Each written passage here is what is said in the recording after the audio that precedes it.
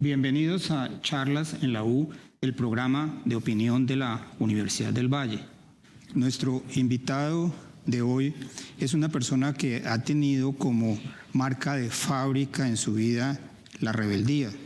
Ha sido un rebelde contra la sociedad, contra la iglesia, particularmente contra la academia, y ha expresado esa rebeldía no a través de las armas, como en tantas ocasiones ha sucedido en Colombia, sino a través de las letras.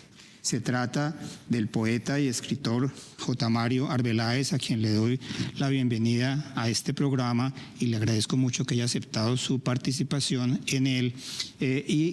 Antes de comenzar a hablar con él sobre su vida y su obra, quisiera que se refiriera a la razón de ser de este programa en el fondo, que es la presentación en estos días de su libro Mi Reino por este Mundo, editado por el programa editorial de la Universidad del Valle, que es un libro muy voluminoso de más de 700 páginas, que incluye su obra poética, y quisiera preguntarle a J. Mario ¿cuál fue la génesis de este libro? ¿Qué contiene y por qué es importante que la gente lo lea? Bueno, mil gracias, Oscar, por la invitación que me haces a nombre de la Universidad del Valle, con la que estoy altamente agradecido, en particular con su rector, con el doctor Edgar Varela Barrios, y con Francisco León Ramírez, el director editorial. Pues este es un tomo que me llena de orgullo saber que ya está en las librerías, que está en manos de la gente. Son 40 años de trabajo, de 1960 al 2000. El libro tuvo un primer nacimiento en 1980. Yo me fui de Cali en el 70 a escribir un libro que llamaba El Libro Rojo de Rojas, sobre el fraude electoral que hubo por entonces. Me quedé viviendo con una maga y metido en el hipismo. Y pasó ese tiempo, de pronto una hermanita me dijo que hubo promesa incumplida, porque no había salido con nada. De vez en cuando un artículo o un poemita publicado en alguna revista o algún periódico. Entonces, y por otro lado, en un momento dado apareció un tal J. Mario en la televisión. Entonces me borró todo el mundo, J. Mario Valencia, y decían, ya viene J. Mario, y dije, J. Mario Valencia. Entonces dije, no, tengo que hacer algo. Me puse a trabajar y rescaté los poemas que había llevado en borradores desde Cali y gané el premio de la Oveja Negra, que era la editorial de García Márquez por entonces, donde publicaban sus libros y todo eso. Unos buenos denarios y todo eso. Era Mi Reino por este Mundo hasta 1980.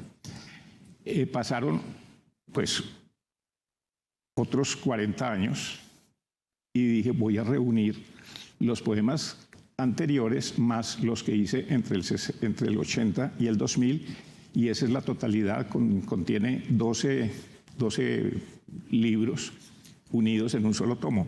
O sea, eso es algo así como su canto del cisne como poeta.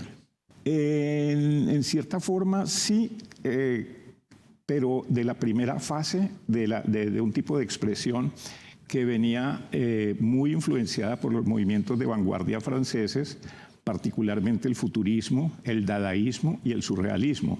Bebí intensamente de todos ellos.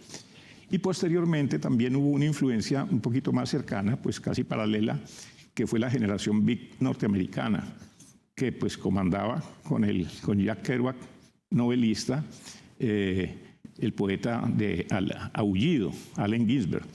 Entonces eso se mezcló. Por otro lado, recibí, cuando estaba estudiando en el seminario de vocaciones tardías de la CEJA Antioquia, Ernesto Cardenal, tuvimos una copiosa correspondencia y él me orientó también que saliera de esos abstraccionismos y de esos surrealismos y todo eso, y escribiera una poesía más concreta, más compacta con lo que sucedía, con lo coloquial. Sí, ahora vamos a hablar de ese carácter concreto y coloquial de su poesía. Sin embargo, uno mira el libro, tanto su portada, que es una portada muy muy sugestiva, porque está usted en una bañera, semivestido, con dos piernas de mujer que salen de alguna parte y que uno sabe qué procedencia tienen, y un par de cuervos que están a punto de sacarle los ojos.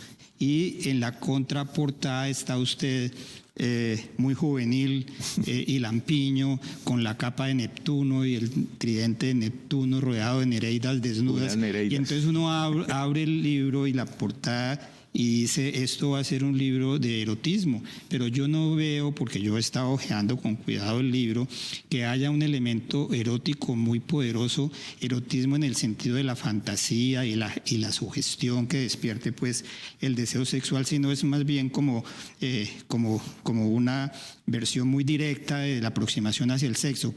¿Usted piensa que usted ha escrito poesía erótica? Uy, mucha. Tanto que tengo un volumen exclusivo de poesía erótica. Hablando con el editor, me dijo, pues muy bien, ponle un título, pero que no sea muy evidente como esos que escriben ahora, pues muy dámelo o cosas así. Y dije, bueno, y que tenga, por ejemplo, una referencia hacia la mitología o una cosa así más elegante. Le dije, ya lo tengo. ¿Cuál? Se va a llamar Tras Eros. Traseros. Yo le insisto en que no me parece que sea usted un maestro de la poesía erótica, es más bien un maestro de la poesía cotidiana. Pero sí me llama la atención, y espero que sea un atractivo para los lectores, creer que se van a embarcar en una aventura excitante mirando la portada y la contraportada del libro. Lo que pasa es que más que la parte erótica es el juego de palabras que trato de hacer en cada uno de mis versos. Por ejemplo, una vez en una entrevista, Jorge Valencia Jaramillo me preguntó algo sobre el amor, ¿no? Y dice, el amor es eterno mientras dura. Muy bien, qué maravilla, ese es uno de los mejores versos de la poesía colombiana, el amor es eterno mientras dura. Después vi esa frase citada en un libro de cuentos de García Márquez, y dice, el amor es eterno mientras dura, como dijo, y volteo, Vinicius de Moraes. Nunca hay nada nuevo en el mundo, en el mundo de la poesía. Volvamos a los orígenes. Su familia es una familia antioqueña, inmigrante. Su papá es un sastre que viene a Cali, atraído pues por la eventual clientela. Siempre en sus columnas me impresiona mucho la historia de las aventuras de su casa paterna, porque es su padre haciendo vestidos de paño en esta ciudad tan calurosa. Él no hacía sino vestidos de paño. Pero de alguna manera esa casa que usted la ha denominado la casa de las agujas por la profesión de su papá es un poco el centro de su mundo en la infancia y en la adolescencia. Cuéntenos un poco de esos orígenes de su papá antioqueña, de su madre ecuatoriana, de la llegada a Cali, de cómo ese mundo del barrio San Nicolás se volvió su mundo. Sí, mi abuela y sus 4 hijos vivían en Río Negro, Antioquia. Una de sus hijas se casó con un señor que vivía en Cali, la conoció allá y se la trajo para Cali, y no resistían la falta de esa niña. Entonces la abuela dijo, vámonos para Cali. Se vinieron para Cali, los 3 hermanos, mi abuela, y mi papá se quedó en Antioquia como sastre, andando de pueblo en pueblo con 2 caballos, él manejando uno y en el otro con rollos de paño para ofrecerlo en las alcaldías de los pueblos para hacerles vestidos elegantes. Bueno, pero le dijeron que aquí uno de sus hermanos había entrado a trabajar en la sastrería de unos sastres ecuatorianos. También se había venido el abuelo materno con la mamá, pues con mi madre y sus hermanos, a instalarse en Cali. ¿Por qué en Cali? Porque por esa época Cali tenía la imagen de la ciudad mejor vestida de Colombia. Entonces me contaron esa historia y ese título me quedó para siempre, y es el de lo que me desprendo. Sobre todo posteriormente de los poemas de este libro, los poemas que estoy trabajando son memoriosos y se refieren a esas anécdotas de las cuales me preguntas, y se llama Los días contados, en el sentido de que es la relación de lo que me acuerdo, cuento lo que pasó, pero también los días contados. Muévase, mijo, porque... ¿Y en qué momento un muchacho de la clase obrera que estaba predestinado a ser sastre, terminó de nadaísta. ¿Cuál fue el origen de su nadaísmo? El hecho de que era un mal estudiante que perdió la oportunidad de graduarse en Santa Librada, o una especie de inspiración que llegó en algún momento a esa casa de las agujas, donde supongo que había libros para que usted hubiera podido interesarse en la literatura. Sí, bueno, ya vivíamos en el barrio obrero, como te digo, en la calle 11, 21 con 11, y me matricularon en Santa Librada. Y yo, para tener platica para comprar libritos en Santa Rosa, me iba caminando, me economizaba lo del bus. Entonces, para llegar entre mi casa y Santa Librada tenía que atravesar la zona de tolerancia, por entonces, la 12. Y ¿Ahí fue donde se volvió poeta o qué? Ahí fue donde comenzaron mis escarceos y un poquito la parte del toque erótico. Que al respecto te digo, pues que últimamente sí me he dedicado a la pornografía, pero sin caer en el erotismo. Eso me parece muy bien, porque yo no lo calificaría tampoco como un poeta pornográfico, sino como, no sé, Bueno, pero te conté. un poeta que escribe en prosa, que es algo sobre lo cual quiero referirme después. Antes de continuar hablando con el poeta y escritor J. Mario Arbeláez sobre su vida y su obra, vamos a hacer una pausa.